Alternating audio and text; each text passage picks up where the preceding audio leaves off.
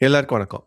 நம்ம இன்னைக்கு பார்க்க போறது டிரான்ஸ்ஃபார்மர்ஸ் அண்ட் ரெக்டிஃபயர்ஸ் லிமிட்டடோட அதாவது டேரல் அந்த பங்கோட டெக்னிக்கல் அனாலிசிஸ்.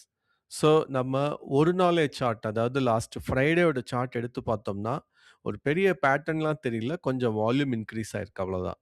அதே நம்ம ஒரு 1 ஹவர் சார்ட் பார்த்தா, கிட்டத்தட்ட ஏப்ரல் 27க்கு அப்புறம் அந்த ரெசிஸ்டன்ஸ கொஞ்சம் பிரேக் அவுட் ஆயி மேல போயிருக்கு. ஸோ, அதனாலயும் நம்மால ஒரு கிளியர் டைரக்ஷன் தெரியல. இதே நம்ம டெய்லி சார்ட் எடுத்தோம்னா, கிட்டத்தட்ட ஜனவரி 2025லேருந்து அதுக்கப்புறம் ஜனவரி மார்ச் வரைக்கும் கீழ போன ஸ்டாக்கு. அதுக்கப்புறம் ஒரு ஏப்ரல் 25 2025லேருந்து சைட்வேஸ்லயே இருந்து, கிட்டத்தட்ட ஒரு அக்டோபர் மாசத்துக்கு அப்புறம் ஒரு பெரிய சரிவ சந்திச்சது. அதுக்கப்புறம் தொடர்ந்து பேஸ் ஃபார்ம் பண்ணிக்கிட்டே இருந்தது. கடந்த 2025 டிசம்பர்லேருந்து இப்ப வரைக்கும். ஸோ, இப்பவும் நம்மால எந்த ஒரு கிளியர் அ பேட்டர்னோ எதுவும் வந்து அந்த அளவுக்கு கண்டுபிடிக்க முடியல. இங்க வேணா கொஞ்சம் ஒரு நல்ல ரெசிஸ்டன்ஸ் பிரேக் அவுட் தெரியுது. அதாவது இந்த வால்யூம்லாம் பார்த்தீங்கன்னா, ஒரு ட்ரையாங்கிள் பேட்டர்ன் ஃபார்ம் ஆகுறது தெரியுது. அதே நம்ம கொஞ்சம் வீக்லி சார்ட்டுக்கு மாறுனோம்னா, அது நிச்சயமா இன்னும் கிளியரா தெரியும்.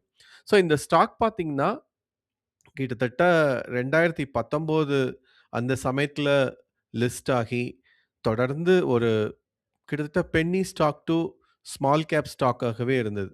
எதுவரைக்கும்னா 2023 வரைக்கும். கிட்டத்தட்ட 2023 வரைக்கும் ஒரு ரூ. 20, ரூ. 30 அந்த ரேஞ்சில தான் இருந்தது.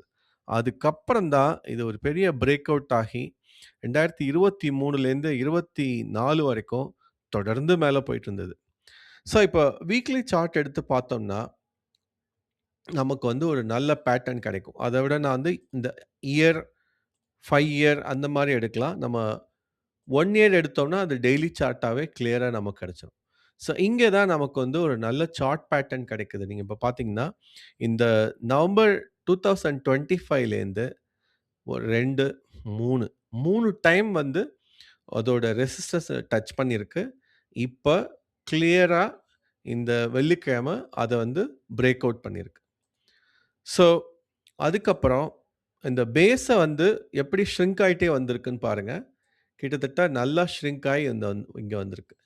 அது மட்டும் இல்லாம இந்த இடத்துல ஃபுல்லா பாசிட்டிவா தெரியுது கொஞ்ச நாளாவே. ஸோ, இந்த மாதிரி பேட்டர்ன தான் வந்து டெக்ஸ்ட் புக் ட்ரையாங்கிள் பேட்டர்ன் அப்படின்னு சொல்லுவாங்க. Ascending triangle pattern.